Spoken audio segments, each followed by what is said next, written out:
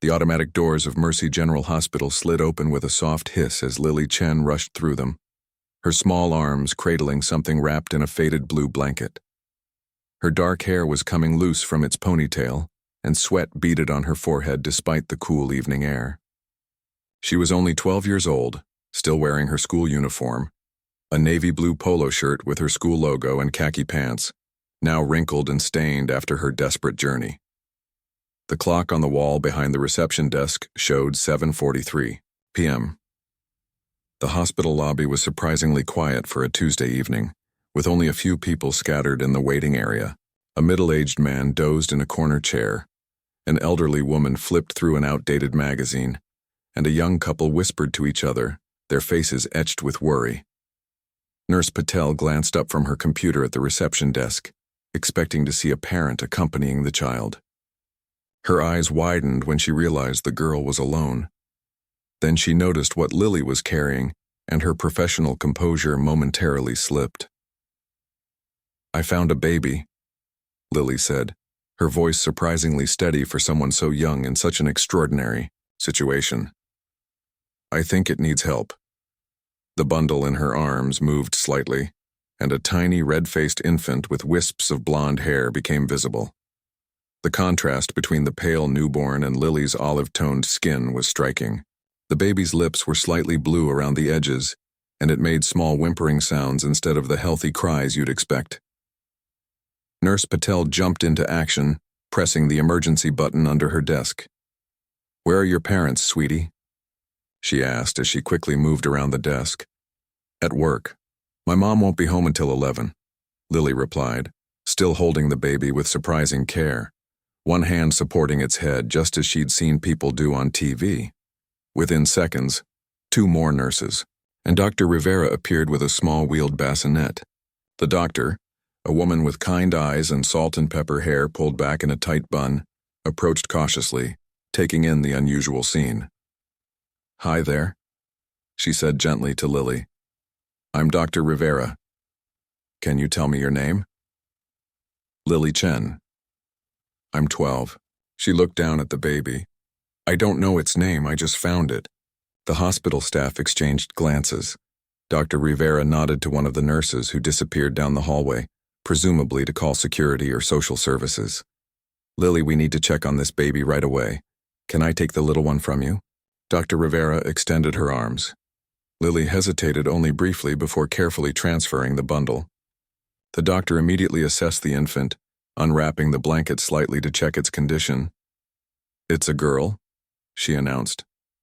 "Newborn, maybe just hours old. Cord was cut roughly." She looked at Lily with new intensity. "Where exactly did you find her?" By now, the few people in the waiting room had noticed the commotion.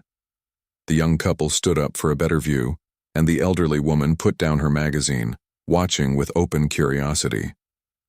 Lily took a deep breath. "Behind the big dumpsters at Pineview Apartments. That's where I live with my mom. I was walking home from the bus stop after math club, and I heard a sound like a kitten crying. Security guard Thompson arrived, a tall man with broad shoulders, who nonetheless approached with gentleness.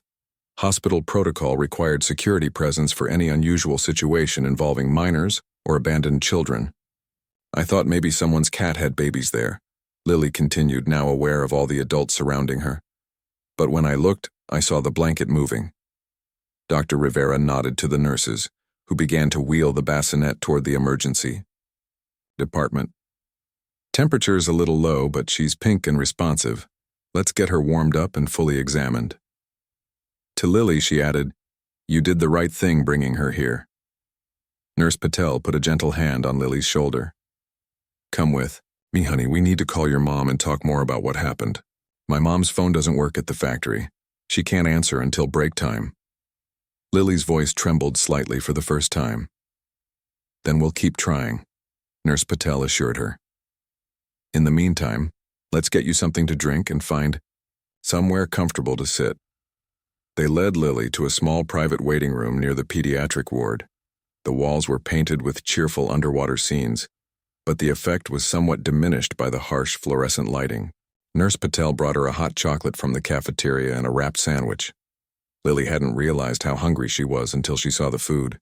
She'd missed dinner and all the excitement. As she ate, more adults arrived.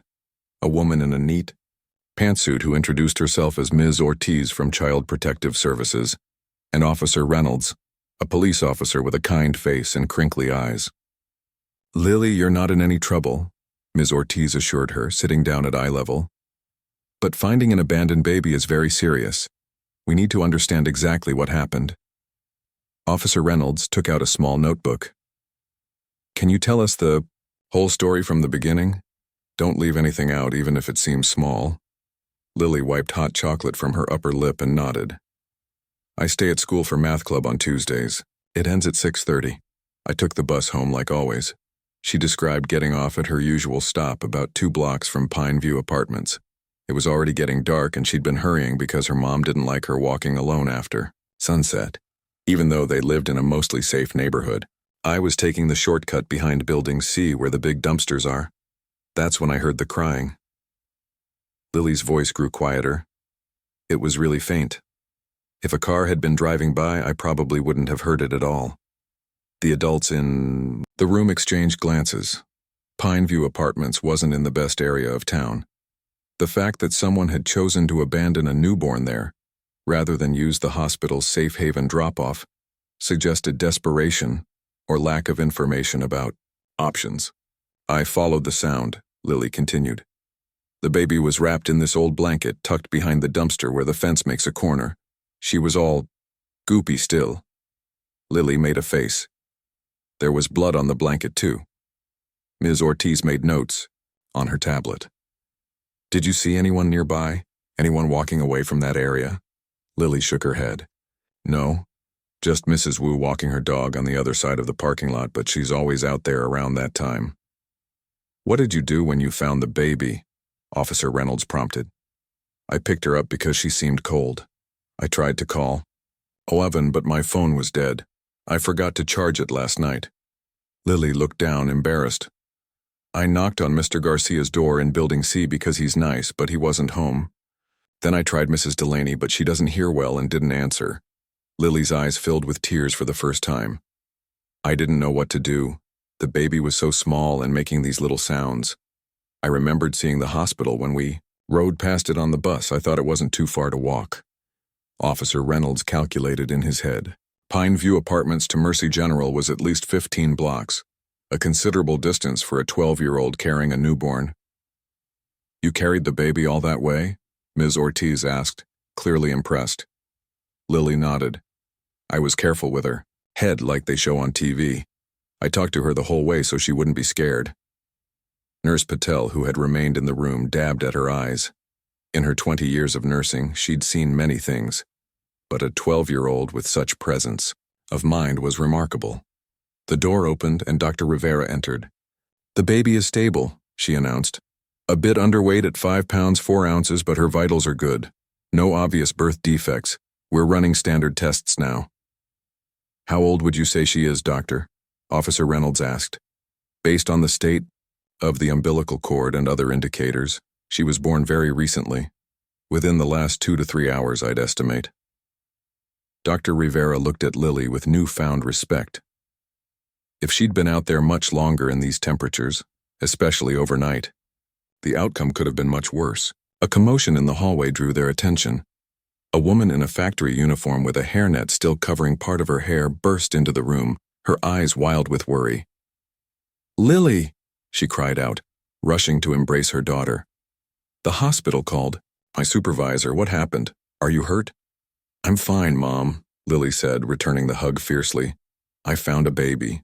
The adults quickly introduced themselves and explained the situation to Lily's mother, who sank into a chair, one hand pressed to her chest in shock. "You walked all the way here, alone, with a baby?" She looked at her daughter with a mixture of pride and horror. "Ms. Chen," Officer Reynolds said gently, "your daughter likely saved this infant's life tonight. We'll need to investigate who abandoned the baby." But Lily's actions were nothing short of heroic. As the group continued talking, working out next steps and taking official statements, Lily found herself thinking about the tiny baby now being cared for somewhere in the hospital. She wondered who had left her there and why. Mostly, though, she wondered if the baby was scared, all alone among strangers in this big building. "Can I see her again?" Lily asked suddenly, interrupting the adult conversation. "The baby, I mean, just to make sure she's okay." The adults fell silent, looking at one another uncertainly. It was Dr. Rivera who finally spoke. "I think that could be arranged," she said with a small smile. "After all, you two have already been through quite an adventure together." Dr. Rivera led Lily and her mother through the brightly lit hospital corridors toward the neonatal care unit. The antiseptic smell grew stronger as they approached, and Lily could hear the soft beeping of monitors from behind closed doors. "I need to warn you," Dr. Rivera said, pausing before the final set of doors. "She's in an incubator to help regulate her temperature, and there are tubes and wires attached to her. It might look scary, but everything is helping her get stronger." Lily nodded seriously. Her mother, still in her factory uniform with Chen stitched above the pocket, squeezed her shoulder. "You've been so brave already," her mother whispered. "It's okay if you want to wait outside." "I want to see her," Lily said firmly. "I carried her all this way." Dr. Rivera swiped her ID card, and the doors slid open with a soft whoosh. Inside, the lights were dimmed, creating a peaceful atmosphere despite all the medical equipment. Several clear incubators lined the walls, each containing a tiny infant. Only 2 were occupied tonight. They approached the incubator farthest from the door. A nurse in blue scrubs looked up and smiled when she saw them. "Our little mystery girl is doing very well," she said quietly. Lily stepped closer, her eyes widening as she saw the baby. She looked even smaller here, surrounded by medical equipment. Her skin was no longer bluish but had a healthy pink glow. Wisps of blonde hair peeked out from under a tiny knit cap. A tube ran from her nose, and sensors were attached to her chest. "She's breathing better now," Dr. Rivera explained. "Her temperature is almost normal, and we've given her some nutrients through the IV to help her stabilize." "Do you know how old she is?" Lily's mother asked hesitantly. "Based on several indicators, we believe she was born only hours before Lily found her," Dr. Rivera said. "The umbilical cord was cut roughly, not clamped properly, which suggests the birth likely happened without medical assistance." Lily couldn't take her eyes off the baby. "She's so small." "About 5 pounds, the nurse confirmed. "A bit underweight, but not dangerously so." "Can I—" Lily hesitated. "Can I touch her?" The nurse and doctor exchanged glances, then nodded. "You'll need to wash your hands thoroughly first," the nurse instructed, pointing to a sink in the corner. Lily washed her hands until they were pink, dried them carefully on paper towels, and returned to the incubator. The nurse showed her how to reach through the circular opening on the side. With infinite care, Lily extended her finger toward the baby's tiny hand. Almost immediately, the infant's fingers curled around hers in a surprisingly strong grip. Something warm bloomed in Lily's chest. "She knows me," she whispered. "Babies have strong instincts," Dr. Rivera said gently. "She may recognize your voice from when you carried her here." Lily's mother watched, eyes glistening. "What will happen to her?" she asked Dr. Rivera in a low voice. Before the doctor could answer, the doors opened again. Officer Reynolds entered with Ms. Ortiz from Child Protective Services and a new person, a tall, thin man in a rumpled suit who was introduced as Detective Fan from the Special Victims Unit. "We've started investigating," Officer Reynolds said quietly, keeping his voice down in the peaceful unit. "We've sent officers to the location where Lily found the baby. We're treating this as a criminal abandonment case," Detective Fan added, "but also as a search for a mother who may need medical attention." Ms. Ortiz stepped closer to the incubator. "She's beautiful," she said softly. "We'll need to place her in emergency foster care once she's medically cleared."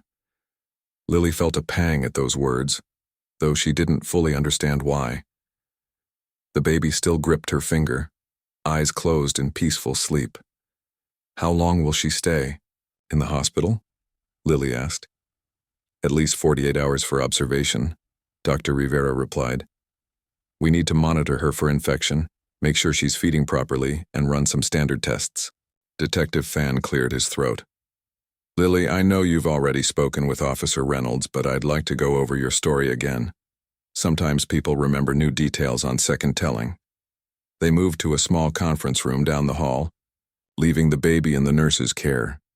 Lily's mother insisted on coming along, sitting close to her daughter with an arm around her shoulders.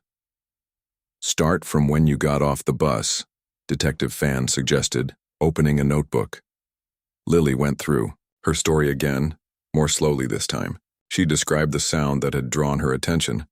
Not exactly a cry, more like a kitten mewing. And the exact location behind the dumpsters. It was like someone had tried to hide her, but not very well, Lily explained. The blanket was tucked into this corner where the fence meets the wall. What color was the blanket again? Detective Fan asked. Faded blue with little yellow ducks on it, Lily said promptly. It was old and kind of thin, not very clean. And you didn't see anyone in the area? Lily thought hard, closing her eyes, to picture the scene. Mrs. Wu was walking her poodle across the parking lot. Mr. Diaz's car wasn't in his spot yet, so he must have been working late. Oh, and I think I saw the maintenance guy's cart near Building A, but I didn't see him. Detective. Fan looked impressed. You're very observant. I like to notice things, Lily said with a small shrug. My mom says I should be a detective someday. Her mother smiled tearfully, tightening her arm around Lily's shoulders. One more thing, Detective Fan said. Did you touch anything besides the baby and the blanket? Lily shook her head. No. Well, I moved some newspaper that was partly covering the blanket. It was yesterday's paper, I think. Detective Fan made a note. That might have fingerprints. Good detail. As they wrapped up the interview, a nurse appeared at the door. Detective, we got the preliminary blood work back for the baby. Dr. Rivera thought you should know right away. They all returned to the neonatal unit, where Dr. Rivera was reviewing charts with a concerned expression. We ran standard tests, she explained when they gathered around. Including toxicology. Detective Fan's posture stiffened. And there are traces of opioids in her system, Dr. Rivera said quietly. Not enough to cause severe withdrawal symptoms, thankfully, but it indicates the mother was likely using during pregnancy. A heavy silence fell over the group. Lily didn't fully understand, but she could tell from the adults' expressions that this was serious. Will she be okay? Lily asked in a small voice. Dr. Rivera's expression softened. Yes, I believe she will. We'll monitor her closely for any signs of withdrawal, but the levels are relatively low. It's actually fortunate that she's getting medical care so quickly. This changes the investigation, Detective Fan said to Officer Reynolds. We need to check hospital records for prenatal patients with substance issues who might have recently delivered. Ms. Ortiz was already on her tablet. I'll alert our substance abuse support team. When we locate the mother, she'll need treatment options as well as legal consequences. Lily's mother, who had been quiet throughout much of this, suddenly spoke up. The poor woman must have been so scared and alone. When everyone looked at her, she continued, I'm not excusing what she did, but as a single mother myself, I understand desperation. Ms. Ortiz nodded sympathetically. That's why safe haven laws exist. She could have left the baby at any hospital, fire station, or police station without legal consequences. Maybe she didn't know, Lily suggested. We had an assembly at school about it last year, but not everyone knows about those laws. Detective Fan's phone buzzed. He stepped away to answer it, then returned with new energy in his movements. They found something at the scene, he announced. A receipt from a convenience store dated this morning with blood on it. And the store has security cameras. Officer Reynolds stood up. I'll head over there now. Before you go, Dr. Rivera interjected. We should discuss a temporary name for the baby, for medical records. Everyone looked at each other uncertainly. What about Hope? Lily suggested after a moment. Because she was found, and now she has hope.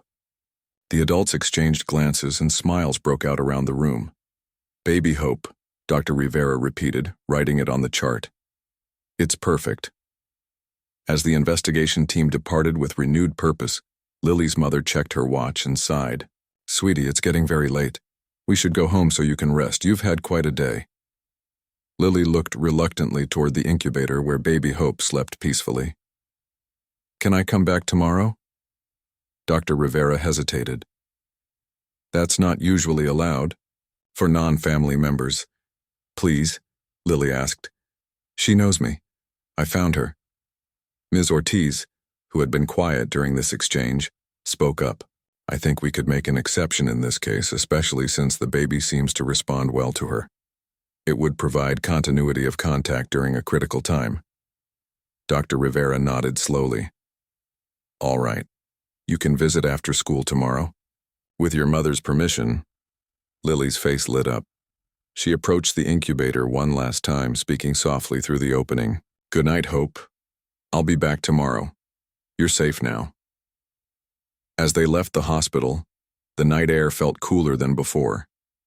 Lily's mother hailed a taxi, too exhausted to think about the bus. As they rode home in silence, Lily stared out the window at the passing streetlights, thinking about how much had changed in just a few hours. "Mom," she said finally, "do you think they'll find her mother?" Her mother sighed, putting an arm around her. "I don't know, honey. But because of you, they have a chance to help both of them now." The taxi turned onto their street, and Lily could see their apartment building ahead. It looked exactly the same as when she'd left for school that morning, yet somehow everything felt different. She couldn't stop thinking about tiny baby Hope, alone in the world except for the hospital staff, and Lily herself. "You did a brave, important thing today," her mother whispered as they rode the elevator up to their floor. "I'm so proud of you." Lily nodded, suddenly overwhelmed with tiredness.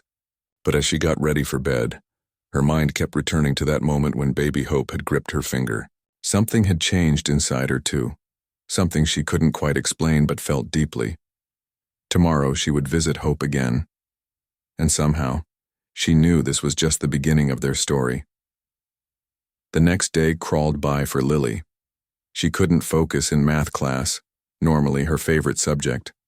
Her mind kept wandering back to baby Hope in the hospital. During lunch, her friends noticed something was different. "You're so quiet today," said Zoe, her best friend since 3rd grade. "Did something happen?" Lily hesitated. The morning news hadn't mentioned anything about the abandoned baby, and she wasn't sure if she should talk about it. But the story bubbled up inside her, demanding to be told. "I found a baby yesterday," she finally said, her voice low. Her friends stared at her in disbelief. "Like, a real baby?" asked Miguel, nearly dropping his sandwich. Lily nodded, then told them the whole story. As she spoke, a small crowd of classmates gathered around their lunch table, listening with wide eyes. By the time she finished, even Mrs. Winters, the lunch monitor, had drifted over. "That's why the police were at the apartments last night," said Penny, who lived in the building next to Lily's. "My mom said they were looking for something behind the dumpsters." "You're like a hero," Miguel said, clearly impressed. Lily shook her head. "I just did what anyone would do." "Not everyone would walk 15 blocks carrying a baby," Zoe pointed out. The school counselor appeared beside their table. "Lily, could you come with me, please?" In her office, the counselor explained that the hospital had called the school. "They thought you might want to talk about what happened. Sometimes when we experience unusual events, it helps to process them with someone." Lily shrugged. "I'm okay. I'm going to visit Hope after school." "Hope? That's what we're calling the baby." Lily smiled. "I named her." The counselor studied her face. "You've formed a connection with this baby. That's natural, but you should prepare yourself. She'll likely go into the foster care system soon." Something tightened in Lily's chest. She hadn't thought that far ahead yet. "I just want to make sure she's okay," she said quietly. The final bell couldn't ring fast enough. Lily rushed to the bus stop, where her mother was waiting as promised. They had agreed that morning that her mom would take a rare afternoon off work to accompany her to the hospital. "Ready?" her mother asked, giving her a quick hug. Lily nodded eagerly. On the bus ride, her mother explained that she'd received several calls from their landlord, who'd heard about the incident, from her supervisor asking why police had called, the factory, and from a local newspaper reporter. A reporter? Lily asked, alarmed. I don't want to be in the newspaper. I told them no, her mother assured her. You're a minor, and I won't have them turning this into some spectacle. When they arrived at the hospital, they found the atmosphere very different from the previous night. The pediatric floor was buzzing with activity. As they approached the neonatal unit, they spotted Detective Fan talking with Dr. Rivera outside. The doors. Ah, Lily. Detective Fan greeted her. Perfect timing, we have some updates. Dr. Rivera swiped her card to let them into a small meeting room. Ms. Ortiz from Child Protective Services was already there, along with a new person, a woman in a crisp pantsuit who was introduced as Assistant District Attorney Huang. First, Detective Fan began, I want you to know that baby Hope is doing very well. The doctors say she's gaining strength by the hour. Lily felt a wave of relief. Can I see her soon? Of course, Dr. Rivera promised. But we wanted to update you on the investigation first. Detective Fan opened a folder. The receipt we found near the scene led us to a convenience store about 6 blocks from your apartment complex. The security footage showed a young woman purchasing several items yesterday afternoon. She appeared to be in significant discomfort. He slid a still image across the table, a grainy black and white photo showing a thin young woman with her head down, long hair partially obscuring her face. Do you recognize her? Detective Fan asked. Lily studied the photo carefully, then shook her head. No, I don't think so. We believe this is the mother, he continued. Based on the footage, she was clearly in distress. The store clerk remembered her because she was trembling and kept clutching her stomach. Ada Huang spoke up. We're trying to identify her, but we have more immediate concerns. The hospital did a thorough examination of baby Hope and found evidence, suggesting the birth likely occurred in unsafe conditions. Dr. Rivera nodded grimly. She has a mild infection we're treating with antibiotics, and while the opioid levels aren't critically high, they're concerning. We believe the mother is young, possibly a teenager, and may need medical attention herself, Detective Fan added. That's why we've expanded our search to include hospitals and clinics in neighboring counties. Ms. Ortiz turned to Lily. The reason we're sharing this with you is because you're a key witness. If you remember anything else, even the smallest detail about where you found Hope, it could help us locate her mother. Lily closed her eyes, trying to picture the scene again. The blanket smelled like cigarettes, but not regular ones, sweet like the ones Mr. Kovac smokes on his balcony. Detective Fan wrote this down. Clove cigarettes, possibly. Good observation. And there was a plastic bag nearby with a pharmacy logo on it, red and blue. Powell's Pharmacy? Detective Fan asked, showing her a logo on his phone. Lily nodded. That's it. I didn't think it was important before. Everything is important, he assured her. This gives us another place to check security footage. As the meeting concluded, Ms. Ortiz pulled Lily's mother aside for a private conversation. Lily could see her mother's expression change from concern to surprise, then thoughtfulness. Finally, it was time to visit Hope. They walked to the neonatal unit, where the nurse from yesterday greeted them with a smile. She's been waiting for you, the nurse said, leading them to the incubator. Baby Hope looked different today. The breathing tube was gone, replaced by a tiny nasal cannula. Her color was better, and she seemed more alert, her blue eyes open and seemingly tracking movement. She's doing much better, the nurse confirmed. Would you like to hold her?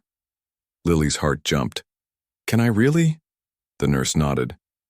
Wash your hands first, then sit in the rocking chair. After Lily washed her hands thoroughly, the nurse carefully lifted Hope from the incubator, detaching and reattaching various monitoring wires with practiced ease. She placed the tiny bundle in Lily's arms, showing her how to support the baby's head. Hi, Hope, Lily whispered. It's me again. The baby made a small sound and seemed to study Lily's face. One tiny hand escaped the blanket, and Lily offered her finger. Hope grabbed it immediately, her grip surprisingly strong for someone so small. "She remembers me," Lily said, looking up at her mother with wonder. Her mother smiled, but Lily noticed her eyes were shiny with tears. Something was bothering her. "What's wrong, Mom?" she asked. Her mother sighed. "Ms. Ortiz told me Hope will be placed in emergency foster care tomorrow if they don't locate her mother by then." Lily's arms tightened slightly around the baby. "Where will she go?" "To a licensed foster family trained to care for infants with medical needs." Lily rocked gently in the chair, watching Hope's eyelids grow heavy. "Will they be nice to her?" "I'm sure they will," her mother said, but she sounded uncertain. They sat in silence for a while, Lily humming softly as Hope drifted to sleep in her arms. The beeping monitors created a rhythmic backdrop. "Ms. Chen?" The voice startled them both. Ms. Ortiz had returned and was watching from the doorway. "May I speak with you again?" Lily's mother nodded and stepped outside with her. Through the window, Lily could see them engaged in serious conversation. Her mother's expressions shifted rapidly: surprise, concern, doubt, and finally, a hesitant nod. When she returned, something had changed in her face. She knelt beside the rocking chair where Lily still held the sleeping baby. "Lily," she said softly, "how would you feel if Hope stayed with us for a little while?" Lily's eyes widened. "What do you mean?" "Ms. Ortiz asked if we would consider being emergency foster parents just temporarily until they find her mother or a permanent placement." "Us? Really?" Lily looked down at Hope's peaceful face. "But we don't have baby stuff, and you work such long hours." Her mother nodded seriously. "It would be very challenging. I'd have to rearrange my shifts, maybe even take some family leave. We'd need to get a crib and supplies. Our apartment is small. There are many reasons to say no." "But," Lily prompted, hearing something in her mother's voice, "but this little one has already been through so much. And she seems to have a special connection with you." Her mother's voice softened. "I called your grandmother in San Francisco. She offered to come stay with us for a few weeks to help." "You're really considering it?" Lily could hardly believe what she was hearing. Her mother touched Hope's cheek gently. "I was a young single mother once, scared and alone. Different circumstances, but I understand desperation. If we can help give this baby stability while they search for her mother, maybe we should." "Yes," Lily said immediately. "We should definitely do it." "It won't be easy," her mother cautioned. "And it would only be temporary. We can't get too attached." But looking at Hope sleeping peacefully in Lily's arms, they both knew it was already too late for that warning. Outside the nursery window, Miss Ortiz watched the scene with professional satisfaction. Emergency placements with non-relatives were unusual, but in this case it made sense. The baby had formed a bond with Lily, and preliminary background checks on the Chen family had come back clean. Sometimes the system could work exactly as it should. As Lily continued rocking Hope, she whispered promises to the sleeping infant. Promises about the home they would share, even if just for a little while. Promises about safety and care and love. What none of them could know was how these promises would be tested in the days to come. As the search for Hope's mother took an unexpected turn. The next 48 hours passed in a whirlwind of activity for the Chen family. Lily's grandmother arrived from San Francisco, bringing with her decades of child-raising wisdom and a suitcase full of hand-knitted baby clothes she had originally made for her church's charity drive. Lily's mother took emergency family leave from the factory, something she had never done in all her years working there. Their small 2-bedroom apartment transformed overnight. The living room corner now housed a second-hand crib that Mr. Garcia from Building C had stored in his basement, since his own children had outgrown it. Neighbors from the apartment complex, hearing about their temporary fostering situation, appeared at their door throughout the day with donations, baby bottles, a changing table, tiny onesies, and more diapers than Lily had ever seen in one place. "People are so nice," Lily said, arranging the baby supplies on a shelf her mother had cleared. Her grandmother smiled, folding tiny clothes with practiced hands. People want to be part of something good. You did a brave thing and now they can help too. Meanwhile, at the hospital, baby Hope continued to improve. Dr. Rivera was pleased with her progress, though she remained cautious. She's responding well to the antibiotics, she told Lily's mother during their daily visit. The mild withdrawal symptoms are manageable. If everything continues this way, she could be discharged in 2 days.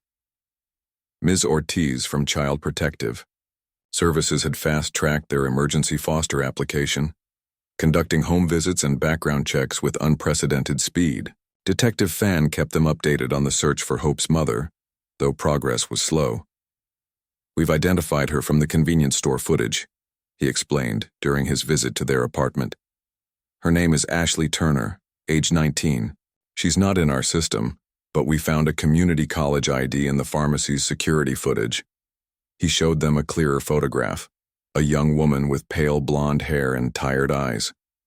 She looked both older and younger than 19 somehow, with a vulnerability in her expression that made Lily's mother sigh with sympathy. Any leads on where she is now? Lily's mother asked. Detective Fan shook his head. She hasn't been back to her registered address, a shared house near the community college. Her roommates said she'd been behaving strangely for months, staying out for days at a time. None of them knew she was pregnant. Poor girl. Lily's grandmother murmured, all alone with such a burden. We're checking hospitals in neighboring counties, Detective Fan continued. She may have sought medical help somewhere. We're concerned about her condition. That evening, as Lily set the table for dinner, her mother received a call from the hospital. Lily watched her mother's expression change from concern to surprise, then determination. We'll be right there, her mother said before hanging up. What happened? Lily asked anxiously. Is Hope okay? Hope is fine, her mother assured her, already reaching for her coat. But they think they found her mother. She just showed up at the hospital. Lily's heart pounded as they rode the bus to the hospital. She had so many questions she wanted to ask the young woman who had left her baby behind a dumpster. Was she sorry? Had she been scared? Did she want Hope back? This last thought created a confusing mix of emotions in Lily's chest. She wanted Hope's mother to be okay, but the idea of never seeing Hope again made her stomach hurt. When they arrived at the hospital, they found Detective Fan and Ms. Ortiz already there, along with Dr. Rivera and a hospital social worker. Ashley Turner was admitted an hour ago, Dr. Rivera explained quietly. She has a severe postpartum infection that could have been life-threatening if left untreated much longer. How did you know she was Hope's mother? Lily's mother asked. She told us, Detective Fan said. She saw the news report about an abandoned baby found near Pineview Apartments and came in voluntarily. She's very weak but insistent on talking. To us, Ms. Ortiz turned to Lily. She specifically asked to meet the girl who found her baby. Lily swallowed hard. Me? Really? The adults exchanged glances. It's highly unusual, Ms. Ortiz admitted. But given the circumstances, we think it might provide closure for everyone involved. Only if you feel comfortable, of course. Lily looked up at her mother, who nodded encouragingly. I'll be right beside you the whole time. They were led to a different floor of the hospital, where the rooms were private and the hallways quieter.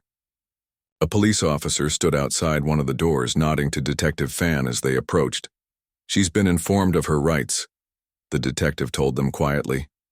At this point, we're more concerned with her health and the baby's future than pressing charges, but that decision will come later. Inside the room, a thin young woman lay in the hospital bed, looking even paler than in her photograph. An IV dripped medication into her arm, and dark circles shadowed her eyes.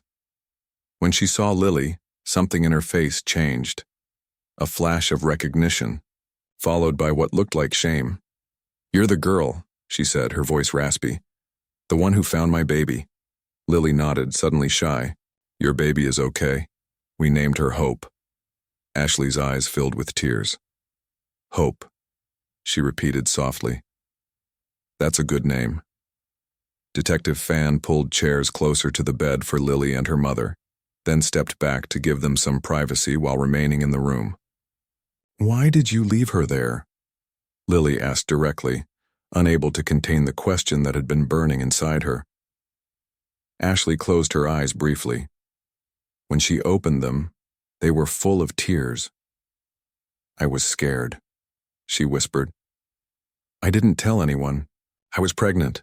Not my family, not my roommates. I kept wearing baggy clothes, telling myself it wasn't happening. But it was happening, Lily's mother said gently. Ashley nodded. I come from a strict family. They'd already told me if I messed up in college, they wouldn't support me anymore. And the baby's father, he left when I told him. Said it wasn't his problem. She wiped her eyes with a trembling hand. I had the baby in the bathroom of my friend's basement apartment. She wasn't home. I didn't know what I was doing. I was so scared. Lily tried to imagine being alone and afraid, giving birth with no help. It was too big and scary to fully understand. After, I wrapped her in a blanket and just started walking. I was bleeding and in so much pain. I didn't have a plan. When I got near the apartments, I just couldn't walk anymore. I thought someone would find her quickly. There were people around. I found her, Lily said quietly. I heard her crying. Ashley reached out hesitantly, her hand shaking. After a moment's pause, Lily took it. Thank you, Ashley whispered. The doctors said she could have died if she'd been out there much longer. I didn't want that. I just didn't know what to do. Lily's mother leaned forward. What do you want now, Ashley? For yourself and for Hope? The young woman looked down at their joined hands. I'm not ready to be a mother. I can't give her what she needs. Her voice broke. My parents don't even know yet. The doctors called them, but they're in Europe. They won't be back for days. Detective Fan stepped closer. Ashley, we need to discuss the legal aspects of the situation. There are options, including temporary placement while you recover and get support. I heard she's staying with you, Ashley said to Lily, ignoring the detective. Is that true? Lily nodded. Just temporarily, until they found you. Something like relief crossed Ashley's face. Is she okay there? Is she happy? She's doing really well, Lily assured her. My grandmother is helping us. We have everything she needs. Ashley turned to Ms. Ortiz, who had been quietly observing from the corner. I want to sign whatever papers I need to, for adoption. Ms. Ortiz stepped forward. Ashley, that's a very big decision. You're under significant stress and medication. Right now, we don't need to make permanent decisions today. I know I'm not keeping her, Ashley said firmly. I can't, but I want to know she's with good people. Her eyes returned to Lily and her mother. The unspoken question hung in the air. Lily's mother took a deep breath.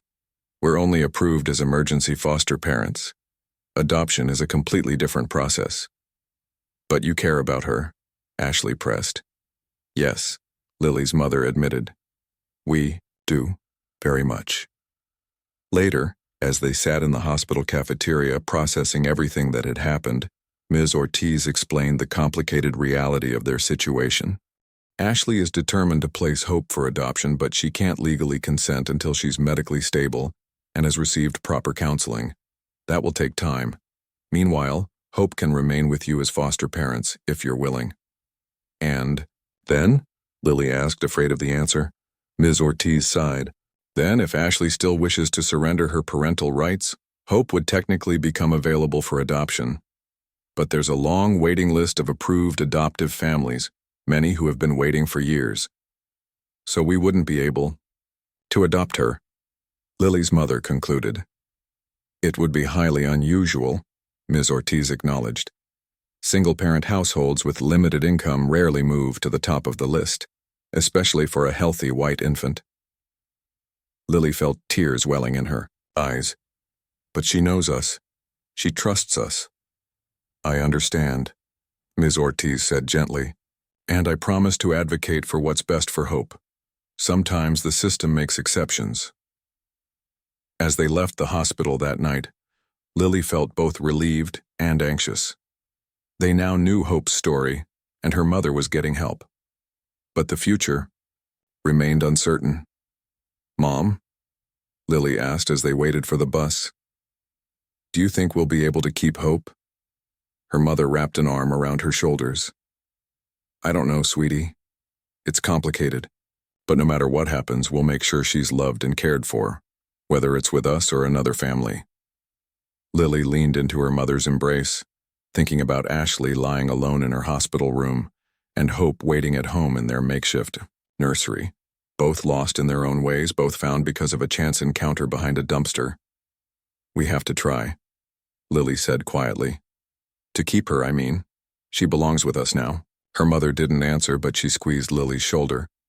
Sometimes the most important answers weren't spoken out loud. They were felt, deep down where it mattered most. 3 months had passed since that fateful evening when Lily found baby, Hope, behind the dumpster. Spring had melted into summer, and now the apartment was filled with warm breezes from the open windows and the gentle sounds of a baby's coos.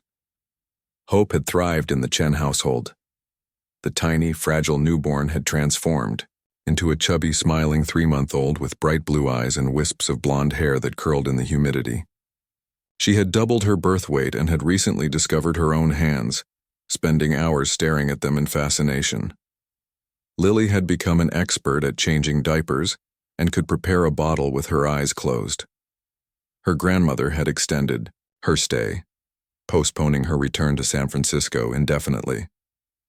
Her mother had negotiated a flexible schedule at the factory, working 3 days a week while taking online classes toward a medical billing certificate that would eventually allow her to work from home. Life had found a new rhythm, different but beautiful in its own way. But hanging over their domestic happiness was the knowledge that it could all change with a single phone call. That call came on a Tuesday afternoon. Lily was doing her summer reading on the living room floor while Hope napped in her crib, and her grandmother prepared dinner in the kitchen. When the phone rang, her grandmother wiped her hands on a dish towel and answered it. Lily watched her grandmother's face change as she listened. Then she disappeared into the bedroom to get Lily's mother.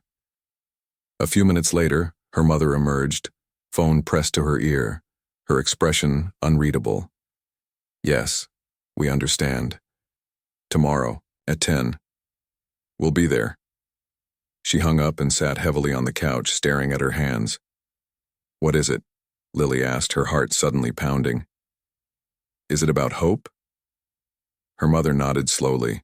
That was Ms. Ortiz. Ashley's parents are back from Europe. They've been meeting with her and consulting with lawyers. There's going to be a formal hearing tomorrow about Hope's permanent placement. What does that mean?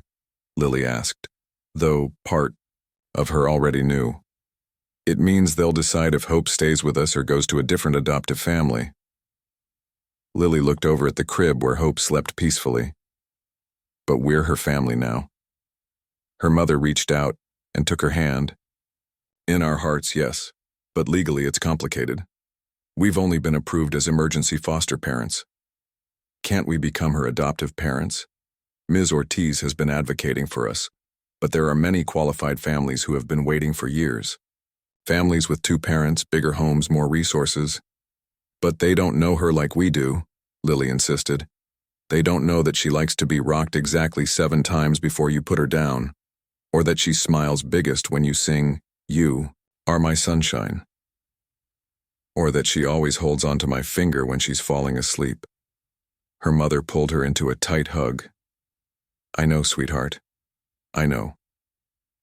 That night, Lily could barely sleep.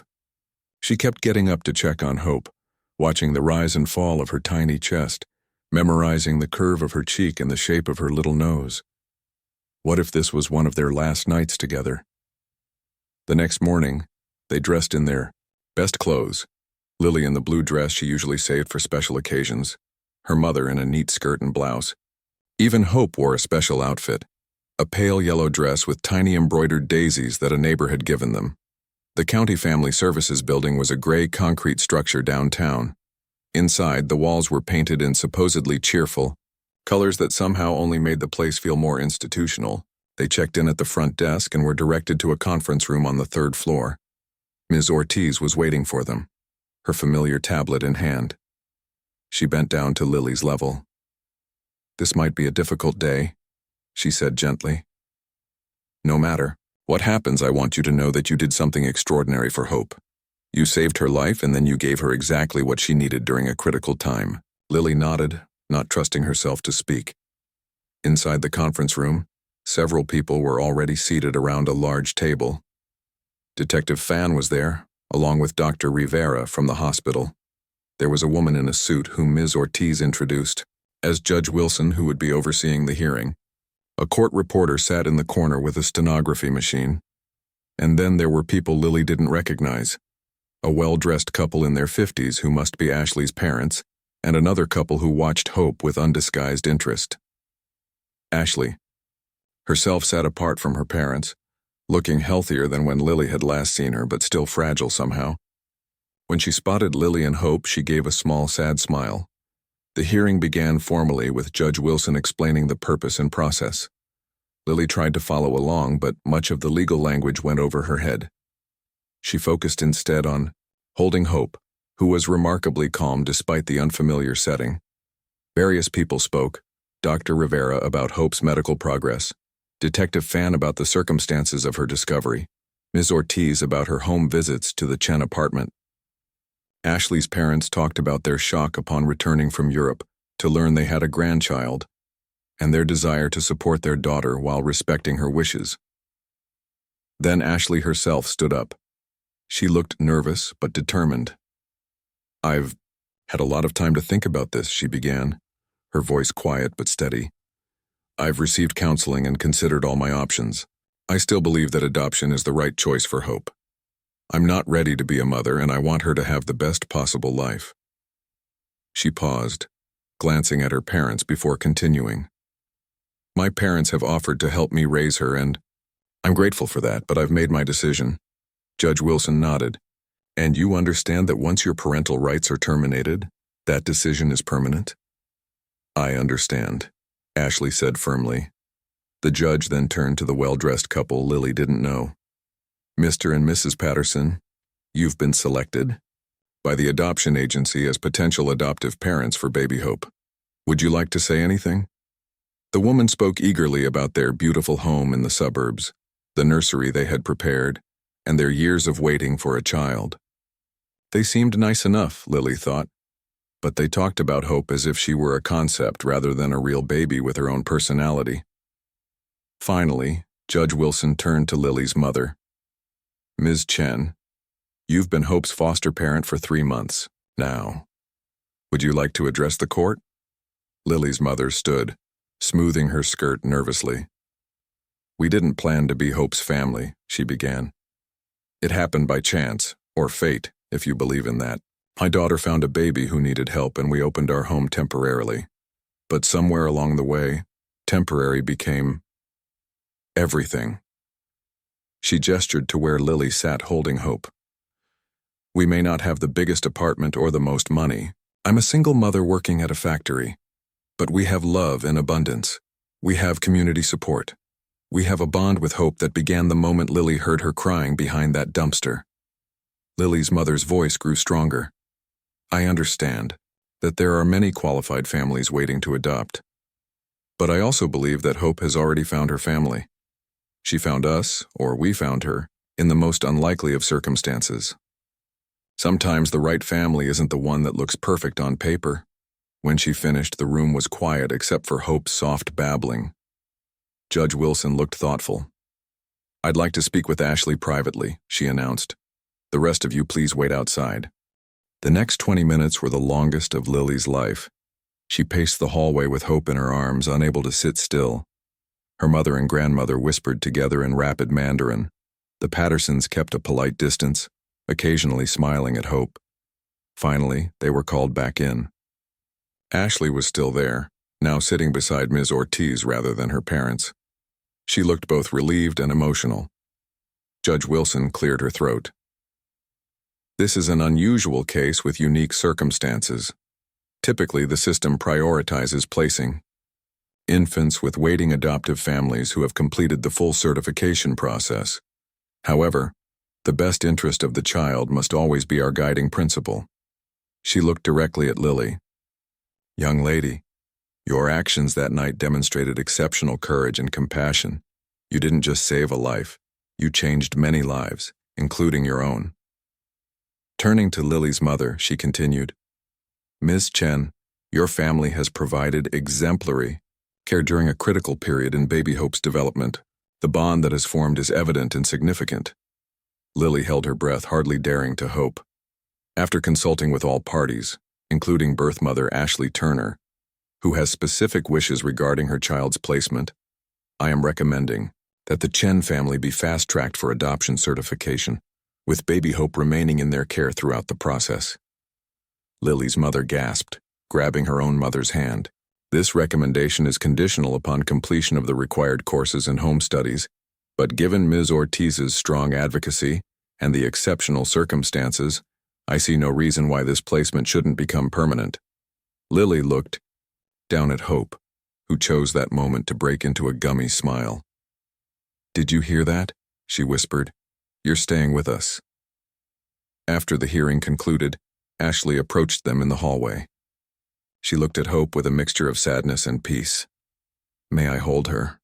She asked quietly. Just once more. Lily carefully transferred Hope into her birth mother's arms.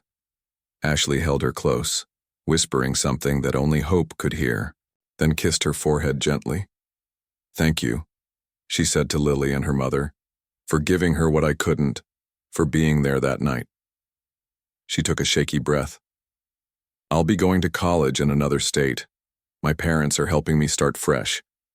But Ms. Ortiz says there could be ways for me to get updates about her. Maybe even letters or pictures sometimes. We'd like that, Lily's mother said warmly. She should know where she came from and how brave her birth mother was. As they left the building, stepping into the bright summer sunshine, Lily felt a weight lift from her shoulders. Hope was officially going to be her sister. Their unusual family, formed by chance, cemented by love, had been recognized and validated. What happens now? Lily asked as they walked to the bus stop. Her mother shifted Hope to her other arm. Now we go home. We take the parenting classes, we fill out a mountain of paperwork, and we continue loving this little girl with everything we have. Hope reached out and grabbed Lily's finger, her now familiar gesture of connection. From that first moment behind the dumpster to this moment of celebration, their bond had only grown stronger. I'm glad I heard her crying that night, Lily said softly. Me too, her mother replied. Some people go their whole lives without hearing what truly matters. You heard her when no one else did, and that made all the difference. Above them, the sky stretched endlessly blue, full of possibility. Ahead of them stretched a future they would build together, one day at a time. A future that began with a 12-year-old girl carrying a white baby through hospital doors, bringing hope in the most literal sense to all their lives.